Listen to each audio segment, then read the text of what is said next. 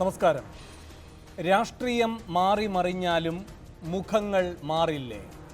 CPM-ഉം sitting MP-മാരെ മാറ്റി പരീക്ഷിക്കാൻ മുതിരുന്നില്ല. 3 term എത്തിയതുകൊണ്ട് Kasaragod മാത്രം മുഖം മാറും. പി കരുണാകരന് പകരക്കാരൻ വരും. ബാക്കി എല്ലായിടത്തും പാർട്ടിക്കുള്ളത് പഴയ മുഖങ്ങൾ. കോൺഗ്രസും സിറ്റിംഗ് MP-മാരെ മാറ്റിക്കളിക്കാനില്ല. എന്നാൽ കോൺഗ്രസ് അല്ലല്ലോ CPM. അപ്രതീക്ഷിത സ്ഥാനാർത്ഥികൾ, പുതുമുഖങ്ങൾ, യുവാക്കൾ, വനിതകൾ. CPM വിസ്മയിപ്പിച്ചിട്ടുണ്ട് പലവട്ടം. എന്നാൽ സിറ്റിംഗ് സീറ്റുകളിൽ ഇത്തവണ പരീക്ഷണത്തിന് പാർട്ടിയില്ല. കൈവിട്ടവയോ കയ്യെത്തും ദൂരത്തുള്ളവയോ കിണഞ്ഞു ശ്രമിച്ചാലും കനിയാത്തവയോ ആയ സീറ്റുകളാണ് കൂടുതൽ. അവിടെ പരീക്ഷണമാകാം. MLA-മാരെയും രംഗത്തിറക്കാം. ആലപ്പുഴയിൽ ആരിഫ് ഉറപ്പിച്ചു. കോഴിക്കോട് പറഞ്ഞു കേൾക്കുന്നത് പ്രദീപ് കുമാറിന്റെ പേര്. തെക്ക് ഒരു അഭിമാന പോരാട്ടത്തിനും CPM തയ്യാറെടുക്കുന്നു. കൊല്ലത്ത് എല്ലാ നിയമസഭാ മണ്ഡലങ്ങളും കയ്യിലുണ്ട്. എന്നാൽ കൊല്ലത്തിന് പ്രേമം പ്രേമചന്ദ്രനോട്. അതിനറുതി വരുത്താൻ ബാലഗോപാലിനെ ഇറക്കുന്നു.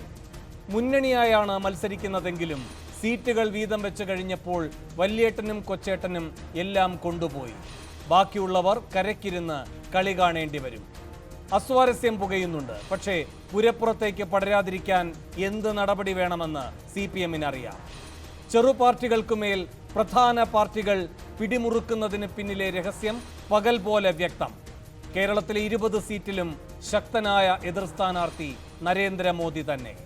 മോദി പ്രഭാവത്തിന് അറുതി വരുത്താനോ പരീക്ഷണത്തിന് മുതിരാൻ പാർട്ടികൾക്ക് മടി എന്നാണ് സൂപ്പർ പ്രൈം ടൈം ഇന്ന് ചർച്ച ചെയ്യുന്നത്. ഒറ്റ ചോദ്യം ചോദിച്ചുകൊണ്ട് MP-മാർക്ക് മുൻതൂക്കമോ?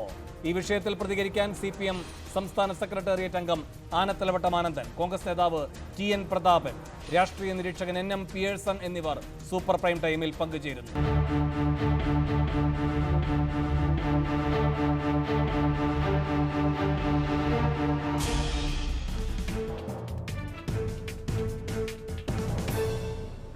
സിറ്റിംഗ് മണ്ഡലങ്ങൾ സുരക്ഷിതമോ എന്നാണ് സൂപ്പർ പ്രൈം ടൈം ആദ്യം ചർച്ച ചെയ്യുന്നത്. ശ്രീ ആനത്തലവട്ടം ആനന്ദൻ, ഇപ്പോൾ CPM പ്രാഥമിക ചർച്ചകൾ നടത്തിക്കൊണ്ടിരിക്കുകയാണ്. അംഗമായിട്ടുള്ള സെക്രട്ടേറിയറ്റ് ഇന്നിപ്പോൾ ഈ സ്ഥാനാർത്ഥി നിർണയവുമായി ബന്ധപ്പെട്ട ചർച്ചകളിൽ സജീവമായ നീക്കങ്ങൾ നടത്തുന്നു. ഞങ്ങളടക്കമുള്ള മാധ്യമങ്ങൾ റിപ്പോർട്ട് ചെയ്യുകയാണ് സിറ്റിംഗ് MP-മാർ മാറാനുള്ള സാധ്യതയില്ല കാസർഗോഡ് ഒഴിച്ചെന്ന്. നിങ്ങളാരും അത് നിഷേധിക്കുന്നുമില്ല. അപ്പോൾ അന്തിമമായ തീരുമാനമായിട്ടില്ലെങ്കിലും ഈ വാർത്തകളെ ഒന്നും നിഷേധിക്കാതിരിക്കുന്നു നിങ്ങൾ എന്ന ഒരു വസ്തുത മുന്നിലുണ്ട്. അങ്ങനെയെങ്കിൽ എന്തുകൊണ്ടാണ് ഈ മുഖങ്ങളെ മാറ്റാതെ വിജയിച്ചവർ തന്നെ ആ മണ്ഡലങ്ങളിൽ തുടർന്ന് മത്സരിക്കട്ടെ എന്ന വിലയിരുത്തലിലേക്ക് CPM എത്തുന്നത്? ഞങ്ങൾ ഇത്തവണ ജയിക്കുന്ന സ്ഥാനാർത്ഥികളെ നിർത്താനാണ് ആഗ്രഹിക്കുന്നത്. MP-മാരാകാൻ. അതിൽ സിറ്റിംഗ് മെമ്പർമാരുണ്ടായിരിക്കാം, അല്ലാത്തവരും ഉണ്ടാകാം. ഇപ്പോൾ ഒരു പ്രാഥമിക ചർച്ച ഞങ്ങളിന്ന് സെക്രട്ടേറിയറ്റ് നടത്തിയിട്ടുണ്ട്. നാളെ ഓരോ പാർലമെൻറ്റ് മണ്ഡലത്തിലെയും സാക്കളോട്, പാർട്ടി സാക്കളോട് അവരുടെ ഒപ്പീനിയൻ ആരായി, അവരുടെ ഒപ്പീനിയൻ ആരാഞ്ഞതിന് ശേഷം മറ്റന്നാൾ സംസ്ഥാന കമ്മിറ്റി കൂടിയാണ് ഇത് ഫൈനലൈസ് ചെയ്യുന്നത്. അപ്പോൾ അതുകൊണ്ട് തന്നെ ഇപ്പോൾ മാധ്യമങ്ങളൊക്കെ റിപ്പോർട്ട് ചെയ്തിട്ടുള്ള പേരുകളൊക്കെ തന്നെ വരണമെന്നില്ല. ചിലത് വന്നെന്ന് വരാം, ചിലത് മാറിയെന്നും വരാം. അതാണിപ്പോൾ സ്ഥാനാർത്ഥികളെ സംബന്ധിച്ചിടത്തോളം ജയിക്കുന്ന സ്ഥാനാർത്ഥികളെ നിർത്തണം നമ്മളിപ്പോൾ തീരുമാനിച്ചിട്ടുണ്ട്. MP-മാരാകാം, അല്ലാത്തവരുമാകാം ജയിക്കുന്ന സ്ഥാനാർത്ഥികൾ. ഇപ്പോൾ സിറ്റിംഗ് MP-മാർ എന്ന് പറയുന്നവർക്ക് ആ പരിഗണന കിട്ടുന്നുണ്ടോ? അവർ സിറ്റിംഗ് MP-മാരും ഉണ്ടാവാം. MP-മാരെന്ന് പറയുമ്പോൾ സിറ്റിംഗ് ആണല്ലോ. അപ്പോൾ അവരും ഉണ്ടാവാം, അല്ലാത്തവരും ഉണ്ടാകാം. സിറ്റിംഗ് MP-മാരെ മുഴുവൻ ഒഴിവാക്കണം, നിർബന്ധം ഒഴിവാക്കണം എന്നുള്ളൊരു നയമൊന്നും നമ്മൾ എടുത്തിട്ടില്ല. പിന്നെ വേണം സൂചിപ്പിച്ചൊരു കാര്യം, മോഡിയാണ് 20 മണ്ഡലത്തിലും ഇവിടെ നിറഞ്ഞു നിൽക്കാമെന്ന് സൂചിപ്പിക്കേണ്ടത്. അത് ശരിയേ അല്ല. മോഡിയുടെ പാർട്ടി ഇവിടെ 3-ാം സ്ഥാനത്ത് തന്നെയാണ് ഇപ്പോഴും. UDF-ഉം നമ്മൾ തമ്മിലാണ് മത്സരം, BJP നമ്മൾ തമ്മിലല്ല. വിശേഷിച്ച് ഇന്നത്തെ പുതിയ സാഹചര്യത്തിൽ BJP കുറെ കൂടി അപ്രസക്തമായി. രാജ്യത്ത് നിന്ന് നടക്കുന്ന ദേശീയ സംഭവഗതികളൊക്കെ, ഭരണപരമായ കാര്യങ്ങളിൽ, ജനങ്ങളുടെ ജീവിത പ്രശ്നങ്ങളൊക്കെ തന്നെ ശരിയാണ്. മണ്ഡലങ്ങളിലെ അംഗബലം വെച്ച് നോക്കുമ്പോൾ അല്ലെങ്കിൽ വിജയസാധ്യത വെച്ച് നോക്കുമ്പോൾ 3-ാം സ്ഥാനത്ത് തന്നെയാണ് BJP. UDF-ഉം LDF-ഉം CPM-ഉം കോൺഗ്രസും തന്നെയാണ് നേർക്കുനേർ ഏറ്റുമുട്ടുന്നത്. പക്ഷെ നിങ്ങൾ നേരിടുന്ന രാഷ്ട്രീയ വെല്ലുവിളി, നിങ്ങൾ ദേശീയ തലത്തിൽ ഉന്നയിക്കുന്ന മുഖമുദ്രാവാക്യങ്ങൾ, അതെല്ലാം ആരെ കേന്ദ്രീകരിച്ചുള്ളതാണ്? നിശ്ചയമായും അത് മോദിയെ കേന്ദ്രീകരിച്ചു. തീർച്ചയായും അത് ദേശീയ തലത്തിൽ മോഡി ഭരണം അവസാനിക്കണം എന്ന് തന്നെയാണ് ഞങ്ങളുടെ ലക്ഷ്യം. അതുകൊണ്ടാണ് പറയുന്നത് ഒരു അദൃശ്യ സ്ഥാനാർത്ഥിയായി മോദി നിൽക്കുന്നു. അല്ല, അത് മോഡി ഇവിടെ കേരളത്തിൽ ഒരു അദൃശ്യ സ്ഥാനാർത്ഥിയല്ല. ദേശീയ തലത്തിൽ മോഡിയാണിതിൽ. മോഡിയുടെ ഗവൺമെൻറ് വീണ്ടും വരാതിരിക്കാനുള്ള എല്ലാ ശ്രമവും ഞങ്ങൾ നടത്തും. എന്ത് വിട്ടുവീഴ്ചയും ചെയ്യും. കാരണം രാജ്യം നിലനിൽക്കണമെന്ന് നമുക്ക് താല്പര്യമുണ്ട്. ജനാധിപത്യ വ്യവസ്ഥ നിന്ന് കാണണമെന്ന് നമുക്ക് താല്പര്യമുണ്ട്. അതിൻ്റെ അന്ത്യം കുറിച്ചുകൂടാ. അതുകൊണ്ട് മോഡി ഭരണം ഉണ്ടായിക്കൂടാ, അതിൻ്റെ അന്ത്യം കുറിക്കണം. അത് തന്നെയാണ് ഞങ്ങളുടെ നിലപാട്. ഇപ്പം മോദി അധികാരത്തിൽ വന്നുകൂടാ എന്ന് നിങ്ങൾ പറയുമ്പോഴും നിങ്ങളുടെ ഒരു പരോക്ഷ മുദ്രാവാക്യം എന്നത് കോൺഗ്രസിനെ ആ കാര്യത്തിൽ വിശ്വസിക്കരുത്, ജയിച്ചു പോകുന്ന കോൺഗ്രസ്സുകാർ നാളെ മോദി ഭക്തരായി മാറില്ല എന്ന് ആര് കണ്ടു? അപ്പം ഇവിടെ നിങ്ങൾ BJP വിജയസാധ്യതയുള്ള കൂട്ടത്തിലല്ല എന്ന് സ്ഥാപിക്കുമ്പോൾ തന്നെ മോദി വിരുദ്ധ രാഷ്ട്രീയത്തിൽ ഞങ്ങളെ തന്നെ നിങ്ങൾ ഉൾക്കൊള്ളണം. കാരണം മറുപക്ഷത്ത് നിൽക്കുന്ന കോൺഗ്രസിനെ അങ്ങനെ വിശ്വസിച്ചുകൂടാ എന്നും പറയുന്നുണ്ട്. അതുകൊണ്ട് വിജയിക്കുന്നില്ല എന്ന ഒറ്റക്കാര്യം കൊണ്ട് ഇവിടെ BJP ഞങ്ങളെ സംബന്ധിച്ച് പൂർണ്ണമായും പ്രസക്തമല്ല എന്നല്ല നിങ്ങൾ ഭംഗ്യന്തരേണ പറഞ്ഞുകൊണ്ടിരിക്കുന്നത്. നിങ്ങളുടെ പ്രസക്തിയെ കൂടുതൽ വർദ്ധിപ്പിക്കുന്ന ഘടകമായി നിങ്ങൾ ചൂണ്ടിക്കാട്ടുന്നത് മോദി പ്രഭാവത്തെയാണ്, BJPയെയാണ്. അത് കേരളത്തിൽ വിജയിക്കുന്നോ ഇല്ലയോ എന്നതിനപ്പുറം അതിനുള്ള പ്രസക്തി ഈ അതിർത്തി കടന്നുമുണ്ട്, നിലനിൽക്കുന്നുണ്ട്. സാർ, അത് വേണം ചോദിച്ചത് നന്നായി. അതുകൊണ്ടാണല്ലോ ഞങ്ങളിവിടെ കോൺഗ്രസിന് മുഖ്യ ശത്രുവായി കാണുന്നത്. ഇവർ ജയിച്ചു വന്നാൽ കോൺഗ്രസ്സായി തന്നെ നിൽക്കുമെന്ന് ഞങ്ങൾ കരുതുന്നില്ല. കോൺഗ്രസ് വോട്ട് ചെയ്യുന്നത് BJP വോട്ട് ചെയ്യുന്നതിന് തുല്യമാണ്. അതുകൊണ്ട് കോൺഗ്രസിനെ പരാജയപ്പെടുത്തണം. ഇവിടെ BJP പരാജയപ്പെടുത്താൻ BJP അപ്രസക്തമാണ്. ബദലായി നിൽക്കുന്നത് കോൺഗ്രസ്സാണ്. ആ കോൺഗ്രസിനെ തോൽപ്പിക്കണം. അതുകൊണ്ട് ഇവർ ജയിച്ചാൽ ഇവർ നാളെ BJP ആവും. BJP വോട്ട് ചെയ്യുന്നതിന് തുല്യമാണ് കോൺഗ്രസിന് വോട്ട് ചെയ്യുന്നത്. എത്ര അനുഭവമാണ്. ഇന്നും 2 കോൺഗ്രസ്സുകാർ ആന്ധ്രയിൽ നിന്ന് BJP ചേർന്നിരിക്കും.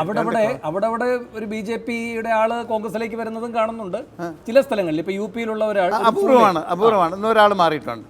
അതേസമയം ഇന്ന് BJPയുടെ ലീഡർഷിപ്പിലുള്ള പ്രധാനപ്പെട്ട ഏതാണ്ട് 80-85 ആളുകൾ പ്രധാനപ്പെട്ട കോൺഗ്രസ് നേതാക്കളാണ്. ശരിയാണ്. കോൺഗ്രസിൻ്റെ മുൻ ഗവർണർമാർ, കേന്ദ്രമന്ത്രിമാർ, MP-മാർ, MLA-മാർ അവരെല്ലാമാണ്. എത്ര തൊട്ടടുത്ത് കിടക്കുന്ന കർണാടകത്തിൽ നമ്മൾ കാണുന്നില്ലേ? ജയിച്ച കോൺഗ്രസ്സുകാരെ കാണാനില്ല, എല്ലാം റിസോർട്ടിലാണ്, BJPയുടെ കസ്റ്റഡിയിലാണ്. ഈ നിയമസഭയിലല്ല ജയിച്ച കോൺഗ്രസ് MLA-മാർ പോണത്, BJPയുടെ കസ്റ്റഡി റിസോർട്ടിലേക്കാണ് പോണത്. അതിവിടെ നാളെ കേരളത്തിൽ അവർ സംഭവിക്കില്ല എന്ന് എന്താ?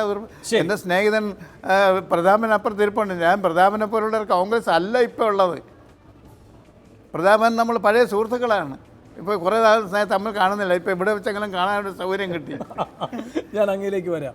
ശ്രീ TN പ്രതാപൻ, ഇവിടെ ഈ സിറ്റിംഗ് MP-മാരെ മാറ്റി പരീക്ഷിക്കാൻ CPM തയ്യാറാകുന്നില്ല. ഇപ്പോൾ വരുന്ന വിവരങ്ങളുടെ അടിസ്ഥാനത്തിലാണ്. നിങ്ങളാകട്ടെ അത് സംഘടനാ തലത്തിൽ തീരുമാനമെടുത്തു കഴിഞ്ഞിരിക്കുകയാണ്. ഹൈക്കമാൻഡ് തന്നെ നിർദ്ദേശിച്ചിരിക്കുകയാണ് സിറ്റിംഗ് MP-മാരുടെ കാര്യത്തിൽ മറ്റൊരാലോചന വേണ്ട, അവിടെ നിന്ന് വേറെ പാനൽ വരേണ്ടതില്ല, അല്ലാത്ത സ്ഥലങ്ങളിൽ നിന്ന് 3 പേരടങ്ങുന്ന പാനൽ, പരമാവധി 3 പേരടങ്ങുന്ന പാനൽ വരട്ടെ എന്ന്. അപ്പോൾ എന്തുകൊണ്ടാണ് ഈ മണ്ഡലങ്ങൾ ഇവരുടെ കയ്യിൽ തന്നെ സുരക്ഷിതമായിരിക്കുമെന്ന വിലയിരുത്തൽ നിങ്ങൾ നടത്തുന്നത്? ഇപ്പോൾ കേരളത്തിലെ വോട്ടർമാർക്ക് അതറിയണമെന്നുണ്ട്. കാരണം ഞങ്ങൾ വോട്ട് ചെയ്തിട്ട് കാര്യമൊന്നുമില്ല, ഞങ്ങളുടെ വോട്ടിനെ അപ്രസക്തമാക്കുന്ന തരത്തിൽ നിശ്ചയിക്കപ്പെട്ടിരിക്കുന്നു.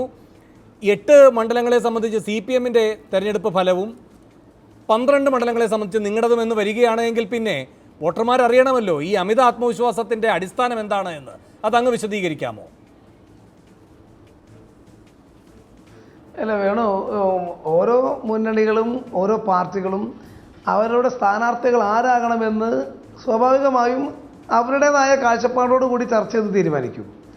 കോൺഗ്രസ് പാർട്ടി ഏത് കാലത്തും വളരെ സജീവമായി ജനങ്ങൾക്കിടയിൽ സ്വാധീനമുള്ള ജയസാധ്യതയുള്ള ആളുകളെ തന്നെയാണ് നിർത്തിയിട്ടുള്ളത്. MP-മാർ, നിലവിലുള്ള MP-മാർ ജനങ്ങളിൽ നല്ല പ്രതിബദ്ധതയുള്ള, ജയിക്കുമെന്ന് പൂർണ്ണ വിശ്വാസമുള്ള ഒരാളെയും ഞങ്ങൾ ഇതിനു മുൻപ് ഒരിക്കലും ഒരു തെരഞ്ഞെടുപ്പ് കാലത്തും മാറ്റിയിട്ടില്ല.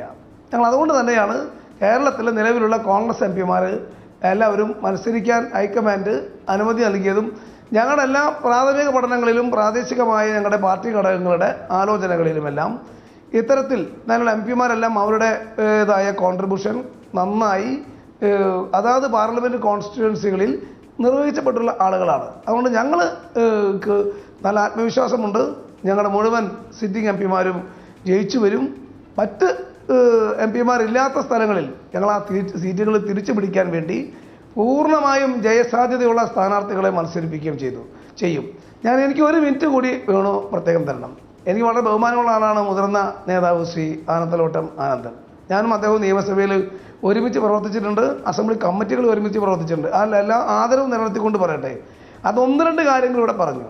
ഇവിടെ നിന്ന് ജയിച്ചു പോകുന്നവർ പാർലമെൻറ്റിൽ ചെന്നാൽ BJPയുടെ കൂടെ നിൽക്കില്ല എന്ന് എന്താണ് ഉറപ്പ്? അങ്ങ് ഇത് കേൾക്കുന്നത് മലയാളികളായ ആളുകളാണ്. മാതൃഭൂമിയിൽ വേണു ആങ്കറായി നടത്തുന്ന ഈ ന്യൂസ് കേൾക്കുന്നത് എന്ന കാര്യം അങ്ങ് ഓർക്കണം. പാർലമെൻറ്റിനകത്ത് അങ്ങയുടെ പാർട്ടിക്ക് എത്ര MP-മാരുണ്ട്? ഞങ്ങളുടെ പാർട്ടിയുടെ MP-മാരും ഞങ്ങളുടെ പാർട്ടിയുടെ നേതാവ് രാഹുൽ ഗാന്ധിയും അല്ലാതെ ആരാണ് നരേന്ദ്രമോദിക്കും BJPക്കും എതിരെ പാർലമെൻറ്റിൽ പ്രതിരോധം തീർക്കുന്നത്? രാജ്യവ്യാപകമായി BJPയെയും നരേന്ദ്രമോദിയുടെയും അഴിമതി, കൊള്ളരുതായ്മ, ജനദ്രോഹ ഭരണം, വർഗീയ ഫാസിസ്റ്റ് ഇടപെടലുകൾ ഇതെല്ലാം കഴിഞ്ഞ 4.25 വർഷമായി ആരാണ് നടത്തിക്കൊണ്ടിരിക്കുന്നത്? നിങ്ങൾ ഉൾപ്പെടെയുള്ള ആളുകൾ ഞങ്ങൾ എഴുതി തള്ളി എന്ന് വിശ്വസിച്ചവരാ. പക്ഷെ ഞങ്ങൾ ഫീനിക്സ് പക്ഷിയെ പോലെയാണ് ഇന്ത്യയിൽ ഓരോ ദിവസവും തിരിച്ചു വന്നുകൊണ്ടിരിക്കുന്നത്. പിന്നെ അങ്ങ് പറഞ്ഞ് കോൺഗ്രസിന് ചില ആളുകൾ BJP പോയി. അങ്ങയുടെ ഞാനും അങ്ങും നിയമസഭയിൽ ഉണ്ടായിരുന്ന നമ്മുടെ അൽഫോൺസ് കണ്ണന്താനം CPMന്റെ MLA ആയിരുന്നു, ഇടതുപക്ഷ മുന്നണിയുടെ MLA ആയിരുന്നു. അരിവാൾ ചുറ്റിക നക്ഷത്രത്തിലല്ലാതെ നിങ്ങൾ വിജയിപ്പിച്ച ആളാ.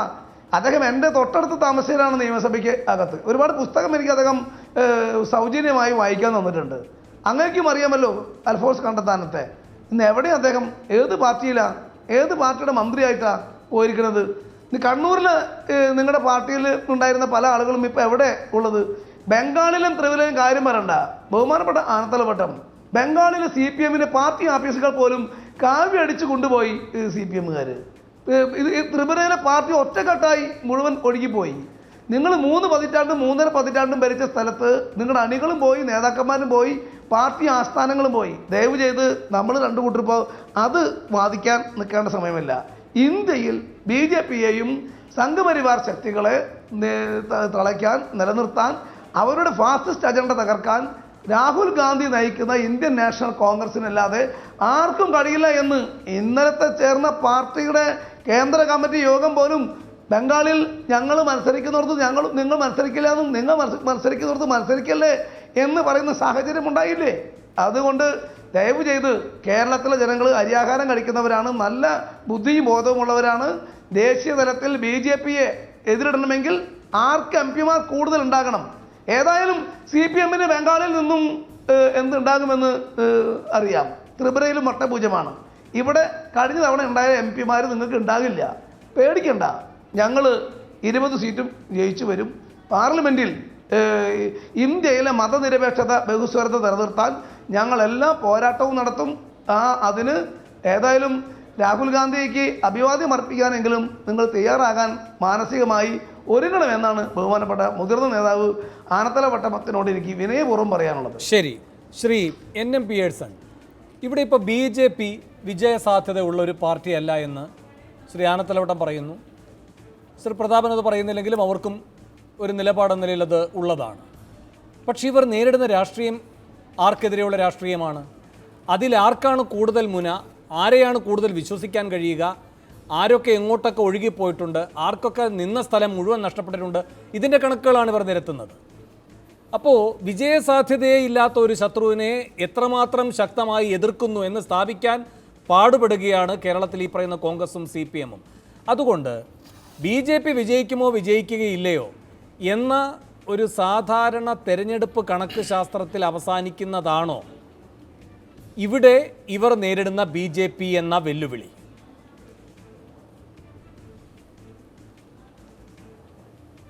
തീർച്ചയായിട്ടും BJPയുടെ രാഷ്ട്രീയം അതുയർത്തുന്ന വലിയ തരത്തിലുള്ള ഭീഷണികൾ, അതിനെ എങ്ങനെയാണ് നേരിടേണ്ടത് എന്നതാണ് യഥാർത്ഥത്തിൽ BJP ഇതര രാഷ്ട്രീയ പ്രസ്ഥാനങ്ങളുടെ രാഷ്ട്രീയം എന്നാണ് ഞാൻ മനസ്സിലാക്കുന്നത്. ആ രാഷ്ട്രീയത്തെ മുന്നോട്ട് വെച്ച് അതിനെ പ്രതിരോധിക്കുന്നതിനുള്ള മാർഗങ്ങൾ, അതാണ് യഥാർത്ഥത്തിൽ കോൺഗ്രസ് ആയാലും CPM ആയാലും കേരളത്തിലെ ജനങ്ങളുടെ മുന്നിൽ തെരഞ്ഞെടുപ്പിൻ്റെ വേളയിൽ അവതരിപ്പിക്കേണ്ടതെന്നാണ് എനിക്ക് തോന്നുന്നത്. അതല്ലാതെ ഇത്തരത്തിലുള്ള ചർച്ചകൾ അത് തികച്ചും അരാഷ്ട്രീയമായിട്ടുള്ള ചർച്ചകൾ മാത്രമായിട്ടേ നമ്മൾ വിലയിരുത്തേണ്ടതുള്ളൂ. രണ്ടു കൂട്ടരും അത്തരം കാര്യങ്ങൾ പറയുന്നതിൽ കാര്യമായ ഒരു പ്രസക്തിയില്ല. പക്ഷേ സാധാരണക്കാരായിട്ടുള്ള ആളുകളുടെ ഇടയിൽ ഇത്തരം കാര്യങ്ങൾ പറയലാണ് എളുപ്പം എന്നുള്ളത് കൊണ്ടാണ് എനിക്ക് തോന്നുന്നു എൻ്റെ ഒപ്പം ചർച്ചയ്ക്കിരിക്കുന്ന രണ്ടുപേരും ആ വിഷയങ്ങൾ അവതരിപ്പിക്കുന്നത് എന്നാണ് എനിക്ക് തോന്നുന്നത്. അതിനപ്പുറത്ത് ഇന്ത്യ നേരിടുന്നതായ വലിയ ഭീഷണിയുടേതായ ഒരു രാഷ്ട്രീയമുണ്ട്. ആ രാഷ്ട്രീയത്തെ മുന്നോട്ട് കൊണ്ടുവരിക എന്നുള്ളത് ഏറ്റവും പ്രധാനപ്പെട്ട കാര്യമാണ്. അതിന് ആയിരിക്കണം ഇവർ യഥാർത്ഥത്തിൽ പരിശ്രമിക്കേണ്ടതെന്നാണ് എനിക്ക് തോന്നുന്നത്. നേരത്തെ ഈ കാര്യങ്ങളെല്ലാം അവതരിപ്പിച്ചുകൊണ്ട് വേണു പറഞ്ഞ ഒരു വളരെ പ്രധാനപ്പെട്ട കാര്യം, സിറ്റിംഗ് എം പിമാരും അതേപോലെ തന്നെ MLA-മാരും എന്തുകൊണ്ടാണ് മത്സരരംഗത്ത് വരുന്നത് എന്നുള്ളത് അത് വളരെ പ്രധാനപ്പെട്ടൊരു ചോദ്യമാണ്. ഏറ്റവും പ്രധാനപ്പെട്ടത് MLA-മാരായി ഇപ്പോൾ വിരാജിച്ചുകൊണ്ടിരിക്കുന്നതായിട്ടുള്ള വ്യക്തികൾ എന്തുകൊണ്ടാണ് പാർലമെൻറ്റ് തെരഞ്ഞെടുപ്പിൽ മത്സരിക്കാനായിട്ട് വരുന്നത്? അവർ മാത്രമാണ് മത്സരിപ്പിക്കാൻ കൊള്ളാവുന്നതായിട്ടുള്ള ആളുകൾ ഈ പാർട്ടികൾക്കകത്തുള്ളത് എന്നത് കേരളത്തിലെ സാധാരണക്കാരായിട്ടുള്ള ജനങ്ങൾ, പ്രത്യേകിച്ച് നിയമസഭയിലേക്ക് ഇവരെ തിരഞ്ഞെടുത്തിരിക്കുന്നതായിട്ടുള്ള വോട്ടർമാർ ചിന്തിക്കും എന്ന് തന്നെയാണ് ഞാൻ കണക്കാക്കുന്നത്. ഒരിക്കലും അത്തരത്തിലുള്ളൊരു പ്രവണതയെ നമ്മളുടെ കേരള രാഷ്ട്രീയത്തിൽ പ്രോത്സാഹിപ്പിക്കാൻ പാടില്ലാത്തത് തന്നെയാണ്. രണ്ടാമതൊരു കാര്യം, ഒരിക്കൽ MP ആയിരിക്കുകയും ഒരിക്കൽ MLA ആയിരിക്കുകയും ചെയ്യുന്ന ആളുകൾ സ്വാഭാവികമായിട്ടും ഇന്ന് കേരളത്തിൽ നിർമ്മിച്ചെടുക്കുന്നത് അവരുടെ സാമ്രാജ്യങ്ങളാണ്. അവരുടെ സാമ്രാജ്യങ്ങളെന്ന് പറഞ്ഞാൽ സർക്കാരിൽ നിന്ന് ലഭ്യമാകുന്നതായിട്ടുള്ള ഫണ്ട് വിതരണം ചെയ്യുന്നത് തങ്ങളാണ് എന്ന് പ്രഖ്യാപിക്കുകയും ഓരോ പ്രവർത്തനത്തിനും ഫണ്ട് കൊടുത്തത് അവരുടെ തറവാട്ടിൽ നിന്ന് കൊടുത്ത ഫണ്ടാണ് എന്ന നിലയ്ക്ക് എല്ലാ സ്ഥലത്തും ഇവർ പാർട്ടി വ്യത്യാസമില്ലാതെ ഫ്ലെക്സ് വെച്ച് ആഘോഷിക്കുകയും ചെയ്യുന്ന കാഴ്ച കേരളം കണ്ടുകൊണ്ടിരിക്കുകയാണ് ചെയ്യുന്നത്. അങ്ങനെ ജനങ്ങളുടെ ഫണ്ട് ഉപയോഗിച്ച് ജനങ്ങളെ അടിമകളാക്കി മാറ്റാനും തങ്ങൾ ഈ രാജ്യത്തെ സാമ്രാജ്യത്തിൻ്റെ അധിപന്മാരാണെന്ന് പ്രഖ്യാപിക്കാനും ശ്രമിക്കുന്നതിനെ അടിവരയിടുന്ന രാഷ്ട്രീയ തീരുമാനമാണ് നിലവിലുള്ളതായിട്ടുള്ള MP-മാരെയും നിലവിലുള്ള MLA-മാരെയും വീണ്ടും വീണ്ടും അവരുടെ വിജയത്തിന് വേണ്ടി ഉപയോഗിക്കുന്നത് എന്ന വലിയ മോശമായിട്ടുള്ള ഒരു രാഷ്ട്രീയ വശം ഇതിനകത്ത് ഉണ്ട് എന്ന് ഇരുമുന്നണികളും തിരിച്ചറിയേണ്ടതാണ്. ശ്രീ NM പിയേഴ്സൺ, ഇവിടെ ഇപ്പോൾ അങ്ങ് ഈ പറയുന്ന രണ്ടാമത്തെ കാര്യം, ഈ MP-മാരും MLA-മാരും എന്തിനാണ് സ്വീകാര്യരാകുന്നത് എന്നത്, അതിൽ രണ്ട് വശം അങ്ങ് പറഞ്ഞു. ഒന്നൊരു ഔചിത്യത്തിൻ്റെ കാര്യം, ഇവർ ഈ രൂപത്തിൽ നിൽക്കുമ്പോൾ പിന്നെ ഇങ്ങനെ കൂടെ മത്സരിക്കാൻ വരണോ? ഒരു MLA ആയിരിക്കുമ്പോൾ MP ആയിട്ട് മത്സരിക്കേണ്ടതുണ്ടോ? MP ആയി ജയിച്ചതുകൊണ്ട് വീണ്ടും MP ആയി തന്നെ വീണ്ടും മത്സരിക്കാനുള്ള പ്രത്യേക യോഗ്യത അതാകുന്നുണ്ടോ? അതിലൊരു ഔചിത്യവും അനൗചിത്യവും നമുക്ക് മാറ്റിവെക്കുക. ഒപ്പം അങ്ങ് പറഞ്ഞ അതിൻ്റെ ഒരു സാമ്പത്തിക അടിത്തറയുടെ തലവും മാറ്റിവെക്കുക. അത് രണ്ടും പ്രസക്തമാണ്. പക്ഷേ പരമപ്രധാനം, അങ്ങ് ആദ്യം ഈ വാദഗതികളെല്ലാം ഉന്നയിക്കുമ്പോൾ ഊന്നിയത് രാഷ്ട്രീയത്തിലായതുകൊണ്ട് ചോദിക്കുകയാണ്, അത് ഈ MLA-മാരെയും MP-മാരെയും മത്സരിപ്പിക്കുന്നതിലും ഉള്ളടങ്ങിയിട്ടില്ലേ? എന്താണ് ആ രാഷ്ട്രീയം? അരാഷ്ട്രീയതയാണത്. എങ്ങനെയത് അരാഷ്ട്രീയമാകുന്നു? സാമ്രാജ്യത്തിൻ്റെ അധിപന്മാരെന്നല്ല ഇവരെ വിശേഷിപ്പിക്കേണ്ടത് പിയേഴ്സൺ, നാടുവാഴികൾ. ഇവർക്ക് എല്ലാ വിഭാഗക്കാരുടെയും സ്വീകാര്യത നേടാനുള്ള നയചാതുര്യമാണുള്ളത്. അപ്പോൾ രാഷ്ട്രീയം അതത് കമ്മിറ്റികളിൽ പ്രകടിപ്പിക്കുക, രാഷ്ട്രീയം അതത് പാർട്ടി വേദികളിൽ പ്രകടിപ്പിക്കുക. പക്ഷേ MP എന്ന നിലയിലേക്ക് വ്യക്തിപരമായി രൂപാന്തരപ്പെട്ട് പ്രവർത്തിക്കുന്ന എല്ലാ മേഖലകളിലും അങ്ങീ പറഞ്ഞതുപോലെ പണമാണ് അതിൻ്റെ ഏറ്റവും വലിയ ആകർഷണം. അപ്പോൾ തന്നെ എല്ലാ കൂട്ടരുമായും ഒത്തിണങ്ങി നിന്ന് പ്രവർത്തിക്കാൻ കഴിയുന്ന ഒരു അരാഷ്ട്രീയത, ഒരു തരം വഴങ്ങുന്ന, എന്ത് രൂപത്തിലും വഴങ്ങുന്ന തരം ശാരീരിക ക്ഷമത, ഇതെല്ലാമായി ഈ കൂട്ടർ മാറുന്നു. അത് CPM-നെ പോലൊരു പാർട്ടി ഇതേ നിലപാടെടുക്കുമ്പോഴാണ് പ്രത്യേകം പരിശോധിക്കേണ്ടത്. കാരണം ഇവർ ഏറ്റവും ശക്തമായ രാഷ്ട്രീയം പറയുകയാണ്. ദേശീയ തലത്തിൽ BJP ഒറ്റപ്പെടുത്തണം, മോദിയെ അധികാരഭ്രഷ്ടരാക്കണം. പക്ഷേ അതിനവർ എടുത്ത് ചൂണ്ടിക്കാട്ടുന്നത് വിജയസാധ്യതയുള്ള MP-മാരെ തുടർന്നും നിലനിർത്തുക എന്നതാണ്. എങ്കിൽ ആ MP-മാർ ഇങ്ങനെ നാടുവാഴികളായതിൻ്റെ പിന്നിലുള്ളത് അരാഷ്ട്രീയതയാണെങ്കിൽ, ഈ പറയുന്ന ഉച്ചത്തിൽ വിളിക്കുന്ന രാഷ്ട്രീയമൊക്കെ പ്രായോഗിക സന്ധികളിലെത്തുമ്പോൾ അരാഷ്ട്രീയതയ്ക്ക് വഴങ്ങിക്കൊടുക്കുന്നു എന്നൊരാപത്തില്ലേ? തീർച്ചയായിട്ടും അങ്ങനെ അരാഷ്ട്രീയതയ്ക്ക് വഴങ്ങിക്കൊടുക്കുന്നത് കൊണ്ടാണ് നമുക്ക് രാഷ്ട്രീയം പറയാൻ പോലുമുള്ളതായ സുതാര്യതയില്ലാതായി പോകുന്നതെന്നാണ് എനിക്ക് തോന്നുന്നത്. നമുക്കറിയാം, ഇപ്പോൾ ഒരു MP ഇന്നസെൻറ്റിൻ്റെ കാര്യം മാത്രം പരിശോധിക്കാം. ഇന്നസെൻറ്റിനെ അവിടെ മത്സരിപ്പിക്കുന്നത് വിജയസാധ്യതയുടെ അടിസ്ഥാനത്തിലാണ്. പക്ഷേ അദ്ദേഹം വിജയിച്ചതിന് ശേഷം CPM മുന്നോട്ട് വെക്കുന്നതായിട്ടുള്ള രാഷ്ട്രീയത്തെ മുന്നോട്ട് കൊണ്ടുപോകുന്നതിൽ ആ MP എത്രമാത്രം പ്രത്യുൽപാദനപരമായിട്ടുള്ള രീതിയിൽ പ്രവർത്തിച്ചു എന്ന് പരിശോധിക്കുക. അങ്ങനെ പരിശോധിക്കാൻ തയ്യാറാകുമ്പോഴാണ് അത് രാഷ്ട്രീയ പ്രവർത്തനത്തെ വിലയിരുത്തലായിത്തീരുന്നത്.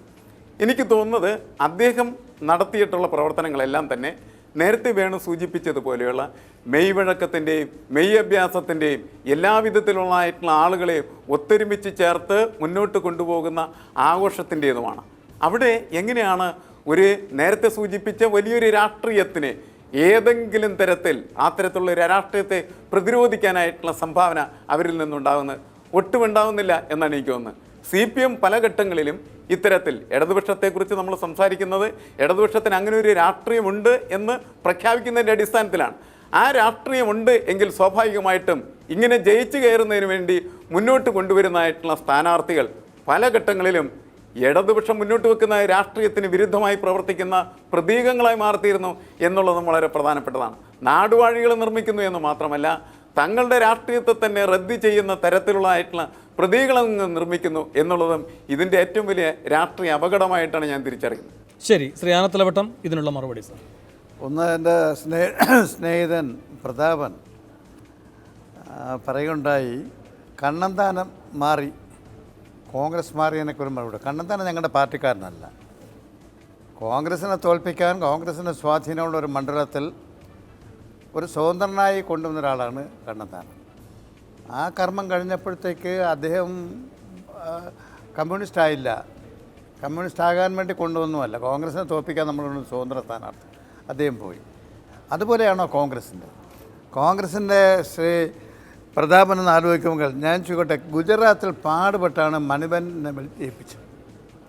കോൺഗ്രസ് ജനങ്ങൾ കൂടി ജയിപ്പിച്ചു, BJPക്കെതിരായി, മോഡിക്കെതിരായി. അവർക്ക് BJP ചേർന്ന് കളഞ്ഞ്. ഗുജറാത്ത് പോലെ സംസ്ഥാനത്ത് ചേരാൻ കൊള്ളാമോ? അരുണാചലിലും ത്രിപുരയിലും കോൺഗ്രസ് ഒന്നാകെ BJP ചേർന്നു.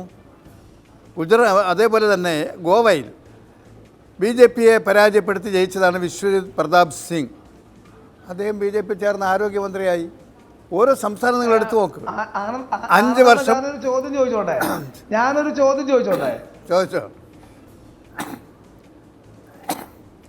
ഈ ത്രിപുരയിലും ബംഗാളിലും 3 പതിറ്റാണ്ടിലേറെ കാലം നിങ്ങൾ ഭരിച്ച് നിങ്ങൾക്ക് പിന്നെ പ്രതിപക്ഷം പോലും ഒറ്റ മിനിറ്റ് ചേട്ടാ, പ്രതിപക്ഷം പോലും ഇല്ലാതിരുന്ന ഒരു സ്ഥലത്ത് അവിടെ ഉണ്ടായിരുന്ന നിങ്ങളുടെ അനുഭാവികളും പ്രവർത്തകന്മാരും എങ്ങനെ ഈ BJP ആയി മാറി? ത്രിപുര അങ്ങനെ BJP ആയി മാറി. ഞങ്ങൾ ഏതായാലും ത്രിപുരയിൽ വിരലിലുണ്ടാവുന്ന സംവിധാനം ഉണ്ടായിരുന്നുള്ളൂ. ഞങ്ങൾ സമ്മതിക്കുന്നു, ബംഗാളിൽ ഞങ്ങൾ കഴിഞ്ഞ 3 പതിറ്റാണ്ടിലേറെയായി ഞങ്ങൾ ദുർബലമാണ്, അതും ഞങ്ങൾ സമ്മതിക്കുന്നു. നിങ്ങളുടെ കയ്യിലുണ്ടായിരുന്ന എല്ലാ ഈ മനുഷ്യ വിഭവശേഷിയും എങ്ങനെ ചോർന്നു പോയി? മറ്റേത് നേതാക്കന്മാർ ചിലർ പോയി. കോൺഗ്രസിലേക്ക് ഇന്ത്യയിൽ ഒരുപാട് നേതാക്കന്മാർ BJPയിൽ നിന്ന് വന്നിട്ടുണ്ട്. ഇപ്പോഴും വന്നുകൊണ്ടിരിക്കുകയാണ്. BJPയുടെ MP-മാർ ഉൾപ്പെടെയുള്ള ആളുകൾ, സിറ്റിംഗ് MP-മാർ കോൺഗ്രസിലേക്ക് വന്നുകൊണ്ടിരിക്കുകയാണ്. സിറ്റിംഗ് MLA-മാർ കോൺഗ്രസിലേക്ക് വന്നുകൊണ്ടിരിക്കുകയാണ്. BJPയുടെ പല സംസ്ഥാനങ്ങളിലും ദേശീയ തലത്തിൽ പ്രവർത്തിക്കുന്ന ആളുകളും കോൺഗ്രസിലേക്ക് വന്നുകൊണ്ടിരിക്കുന്നുണ്ട്. നിങ്ങളുടെ പാർട്ടിയുടെ സ്ഥിതി ഒന്ന് പറയൂ. ഞാൻ പറയാം.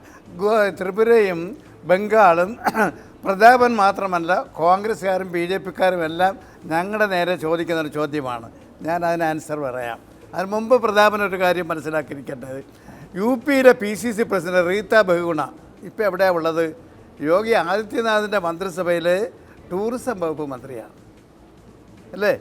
അതേപോലെ നിങ്ങൾ നോക്കൂ, ND തിവാരി UPയിലെ തന്നെ കോൺഗ്രസിൻ്റെ അവസാനത്തെ മുഖ്യമന്ത്രിയായിരുന്ന ജഗദാംബിക പാൽ ഇന്ന് എവിടെയാണ് ഉള്ളത്? കേന്ദ്ര വിദേശമന്ത്രിയായും കർണാടകത്തിലെ മുഖ്യമന്ത്രിയായിരുന്ന SM കൃഷ്ണ എവിടെയാണ് ഉള്ളത്? BJPയിലല്ലേ? ഞാൻ ആ പട്ടിക നീട്ടി പറയുന്നില്ല. ഇനി ഞാൻ ത്രിപുരയിലെയും ബംഗാളിലെയും കാര്യം പറയാം. ത്രിപുരയിലും ബംഗാളിലും ഞങ്ങൾ ദീർഘകാലം ഭരിച്ച സംസ്ഥാനമാണ്.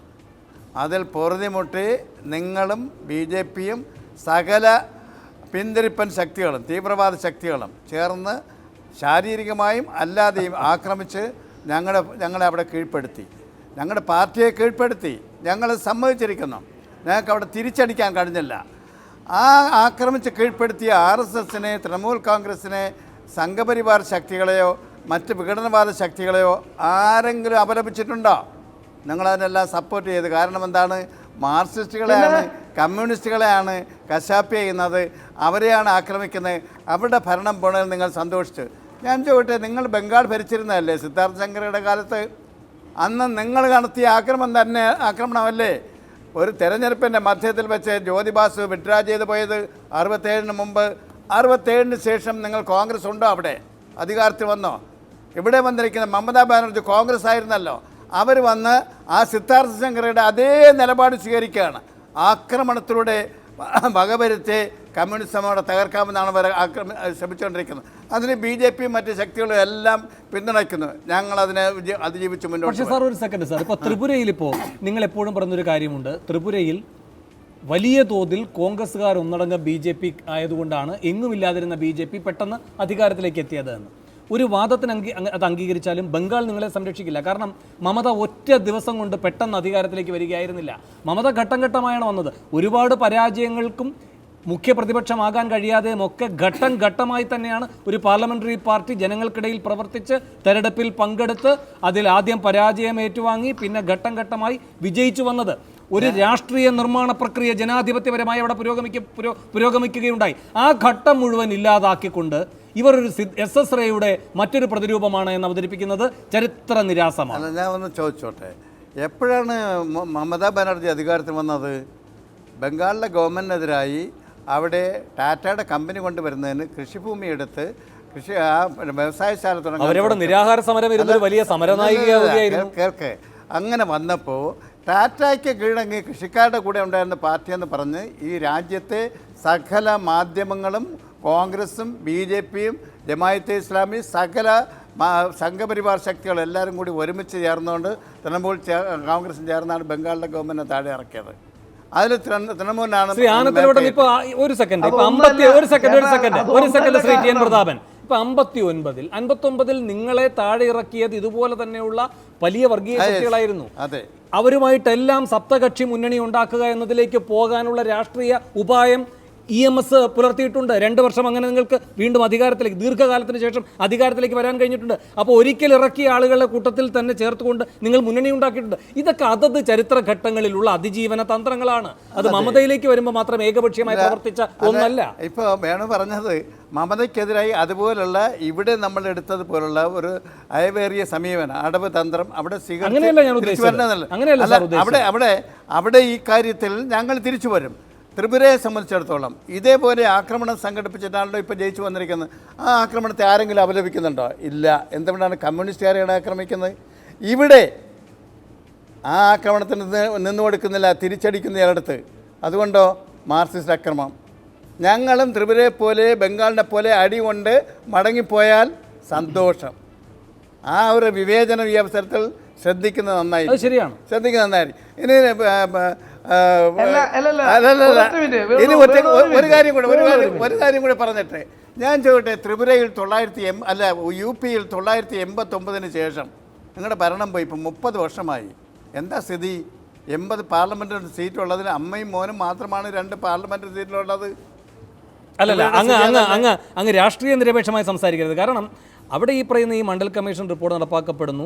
അതിനുശേഷമാണ് കോൺഗ്രസിൻ്റെ വീഴ്ച അവിടെ വരുന്നത്. പ്രാദേശിക തലത്തിലുള്ള വിവിധ വിഭാഗങ്ങൾ വരുന്നത്, ദള്ളുകൾ തന്നെ പലത്. പക്ഷേ അതിന് ഇവരുടെയൊക്കെ വോട്ട് ബാങ്ക് എന്തിൻ്റെയാണ്? കോൺഗ്രസിൻ്റെ തന്നെയാണ്. കോൺഗ്രസിൻ്റെ തന്നെ വോട്ട് ബാങ്ക് പ്രതിനിധീകരിക്കുന്ന എതിർശക്തികൾ പ്രാദേശികമായി വരുന്നു. കോൺഗ്രസ് പറയുന്ന രാഷ്ട്രീയം തന്നെ അവരും പറയുന്നു. അങ്ങനെ വരുന്നൊരു പ്രതിസന്ധി കോൺഗ്രസിനുണ്ടായിരുന്നു. അതുകൊണ്ടാണ് UP യിൽ ഇങ്ങനെ നിൽക്കുന്നത്. പക്ഷെ ദേശീയ തലത്തിൽ അങ്ങനെയല്ല. ദേശീയ സ്വത്വത്തിലേക്ക് കോൺഗ്രസ് വികസിക്കുമ്പോൾ ഇവരൊക്കെ ഓരോരോ ഘട്ടങ്ങളിൽ കോൺഗ്രസിന്റെ ചിറകിനടിയിൽ വേണം. ഒരു കാര്യം കൂടി പ്രധാനപ്പെട്ട രാഷ്ട്രീയം പറഞ്ഞു പ്രതാപൻ, ഏതെന്നറിയുമോ? 5 വർഷമായി രാഹുൽ ഗാന്ധി തിളങ്ങി നിൽക്കുകയാണ്. രാഹുൽ ഗാന്ധിയാണ് അധികാരത്തിൽ വരാൻ പോണെന്നാണ്. ആ തിളക്കം എങ്ങനെ ഉണ്ടായി? എന്ത് സമരം ചെയ്തിട്ടാണ് ഉണ്ടായത്? ഈ രാജ്യത്ത് കമ്മ്യൂണിസ്റ്റ് പാർട്ടിയും തൊഴിലാളി വർഗ പ്രസ്ഥാനങ്ങളും കൃഷിക്കാരും നടത്തിയ പ്രക്ഷോഭ സമരങ്ങളുടെ അതിൻ്റെ ഫലം കൊയ്തവരാണ് ഇവർ. അങ്ങനെയാണ് ഇവർ രാജസ്ഥാൻ, മധ്യപ്രദേശ്, ഛത്തീസ്ഗഡ്, വടക്കുകിഴക്കൻ സംസ്ഥാനങ്ങൾ തെരഞ്ഞെടുപ്പെല്ലാം ജയിപ്പിച്ചത്. ഇവർ പണിയെടുത്തിട്ടല്ല. പണിയെടുത്ത കമ്മ്യൂണിസ്റ്റ് പാർട്ടി ഇവിടുത്തെ തൊഴിലാളി വർഗ പ്രസ്ഥാനങ്ങളും ആ തൊഴിലാളി വർഗ പ്രസ്ഥാനങ്ങളും കമ്മ്യൂണിസ്റ്റ് പാർട്ടിയും കൃഷിക്കാരും നടത്തിയ സമരങ്ങളുടെ സംഭാവനയാണ് നിങ്ങൾക്ക് 2-3 സീറ്റുകൾ കോൺഗ്രസിന് അധികാരത്തിൽ വരാൻ കഴിഞ്ഞത്. അത് നിങ്ങൾ മറന്നു പോകരുത്. ശരി, അല്ല, നിങ്ങൾ പണിയെടുത്തിട്ടല്ല. നിങ്ങൾ പണിയെടുത്തിട്ടല്ല. നിങ്ങളൊരു മധ്യപ്രദേശിൽ ഏത് കമ്മ്യൂണിസ്റ്റാണ്? മധ്യപ്രദേശിലും രാജസ്ഥാനിലും ഛത്തീസ്ഗഡിലും മധ്യപ്രദേശിലെ കൃഷിക്കാരുടെ സമരം, ആ കൃഷിക്കാരുടെ സമരത്തിന് ഫലമായി BJPക്കെതിരായി